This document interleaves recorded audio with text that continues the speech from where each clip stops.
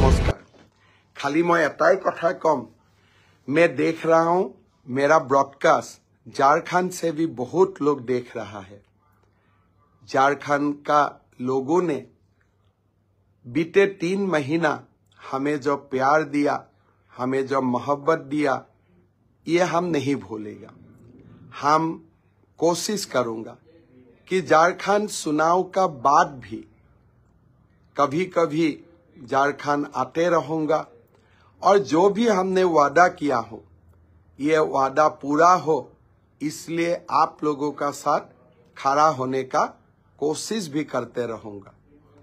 कल मेरा झारखंड में और 3 सभाई है।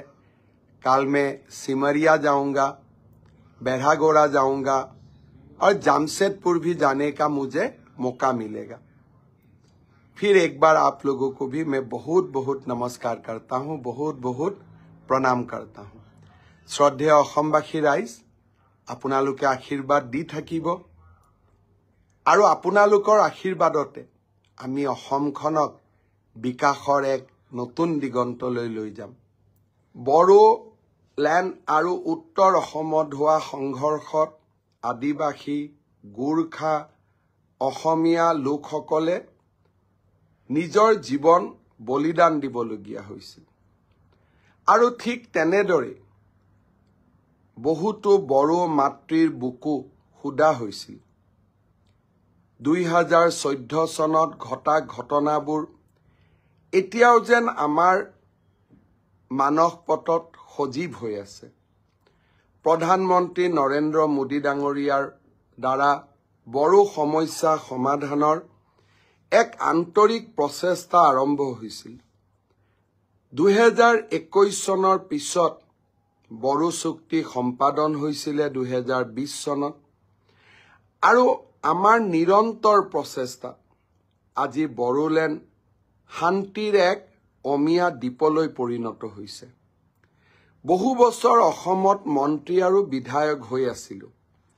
বড়োলেণ্ডত আমি যেতিয়াই গৈছিলো মৃত শৰীৰ গন্তি কৰিবলৈ গৈছিলো।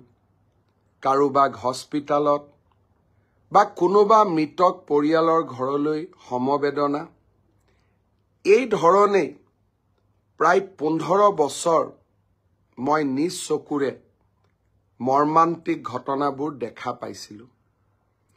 আজি বড়োলেণ্ডত গলে মানুহে মাটিৰ কথা কয়, বড়োলেণ্ডত গলে মানুহে ৰাস্তাৰ কথা কয়, বড়োলেণ্ডত গলে মানুহে উন্নয়নৰ কথা কয়। আমি কি কৰিব পাৰিছো নোৱাৰিছো সেয়া পৃথক কথা। এসময়ত মানুহে জীৱন ভিক্ষা কৰিছিল, তে আমাৰ জীৱনটো বচাই দিয়ক, ইয়াত পুলিচ পিকেট দিয়ক, ইয়াত আৰ্মিক লৈ আহক, আমাৰ জীৱনটো বচাওক। আজি বড়োলেণ্ডত মানুহৰ জীয়াই থকাৰ আৰ্তনাত আমি শুনিবলৈ নাপাওঁ।